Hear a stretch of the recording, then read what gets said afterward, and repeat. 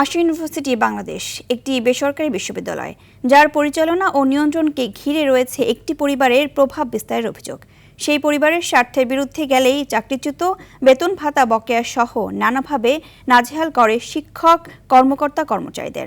এছাড়া নানা অনিয়ম ও দুর্নীতির অভিযোগ উঠেছে স্থায়ী ক্যাম্পাস নির্মাণে। এসব অভিযোগ ও অনিয়মের চিত্র নিয়ে দীপ্তচন্দ্র পালের 2 পর্বের ধারাবাহিক প্রতিবেদনের আজ শেষ পর্ব।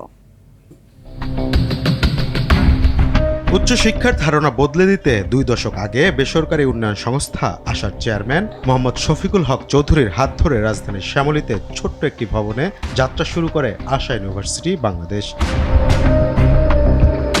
তবে এখন বিশ্ববিদ্যালয়টিকে ঘিরে রয়েছে প্রশাসনিক স্বেচ্ছাচারিতার অভিযোগ। প্রতিষ্ঠাতা শফিকুল হক চৌধুরীর ছেলে ও বর্তমান প্রক্টর আশরাফুল আলম ওরফে তানভীরের বিভিন্ন সিদ্ধান্তের বিরোধিতা করলেই কর্মকর্তা, কর্মচারীদের চাকরিচ্যুত করা হয়। পাশাপাশি দীর্ঘদিন ধরে শিক্ষক ও কর্মচারীদের পদোন্নতি এবং বেতন ভাতা বৃদ্ধি বন্ধ রয়েছে বলেও অভিযোগ উঠেছে। আমি যদি বলে যে না এটা ঠিক হয় নাই, দেন এটা ঠিক হয় নাই।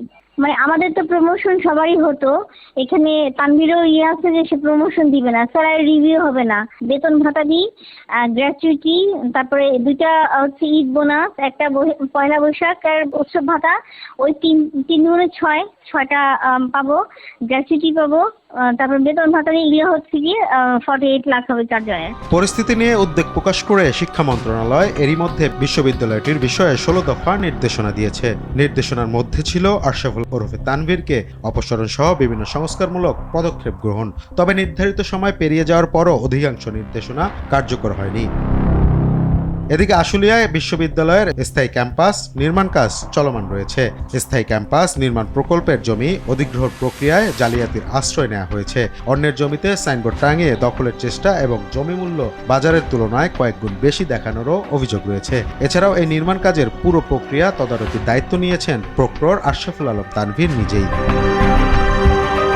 ইউনিভার্সিটি তার সেখান থেকে সে একটা দেশের মানে যেখানে শিক্ষা দিতেছে মানুষকে যে সঠিক হওয়ার জন্য, সে নিজেই ব্যাটিক কাজ যদি করে, হ্যাঁ, এটা তো তার এখানে এত স্টুডেন্ট, লয়ার আছে, সাংবাদিক আছে, সো সে তো অবশ্যই এটা যাচাই বাছাই করতে পারতো। আর এটা তো কমন সেন্সের বিষয়, ওই এলাকার সবাই বাচ্চা জানে যে মিশন গ্রুপ বাটপার। তবে অভিযোগের বিষয়ে মুখে কুলু পেটে আছেন বিশ্ববিদ্যালয় কর্তৃপক্ষ। একাধিকবার ফোন এবং সরাসরি যোগাযোগের চেষ্টা করেও তাদের কোনো প্রতিক্রিয়া পাওয়া যায়নি।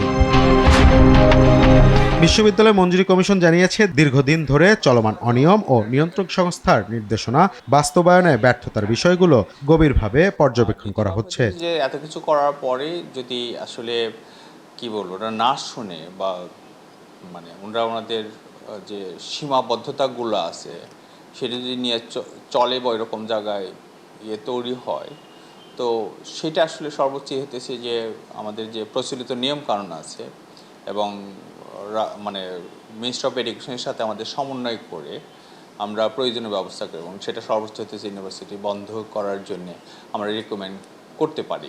নিয়ন্ত্রক সংস্থার নির্দেশনা বাস্তবায়ন না হলে শেষ পর্যন্ত কি সিদ্ধান্ত আসে, এখন সেদিকেই তাকিয়ে শিক্ষক, কর্মকর্তা, কর্মচারী ও শিক্ষার্থীরা।